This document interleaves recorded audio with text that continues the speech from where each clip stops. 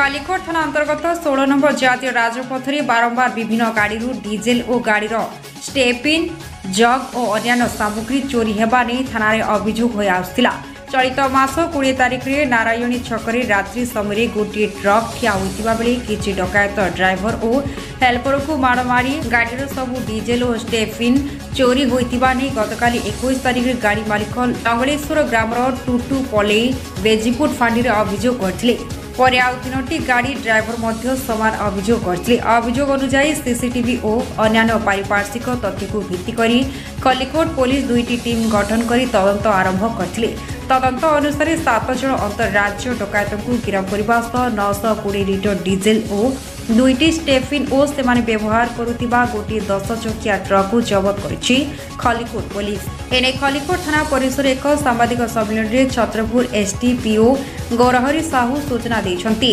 खलिकोट थाना अधिकारी रमेश कुमार प्रधान और बेजीपुर फांडी अधिकारी देवाशीष मिश्र ए सांबादिक सम्मेलन में उपस्थित थे। पर समस्त गिरफ्तों को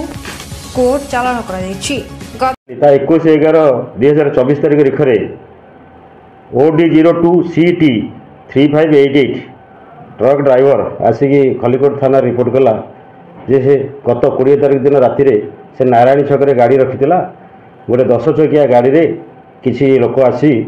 ताको मारधर करी ता गाड़ी थिबा समस्त तेल एवं स्टेपिन चोरी कर नहीं जाइछन्ते एवं ता पछे पछे आउ 3 गोटे गाड़ी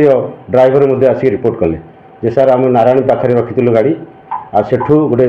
कि आम तेल चोरी कर नहीं जाइए। तापर आमर सेठू ए संक्रांत रे आमर खलिकोट थाना PS case number 935 under section 310 रे गोटे केस है एवं अन्य 3 जन ड्राइवर को रिपोर्ट में आउ 3 गोटे केस है आमर 2टा टीम फॉर्मेशन होता एवं सेठिकार सीसीटीवी एवं अदर सोर्स को आधार करिकी आमर गोटे टीम खोर्धा जाइथिला एवं जो गाड़ी जो 10 चकिया गाड़ी से आसी डकायत करते टाइम आकुरी धरने सक्षम।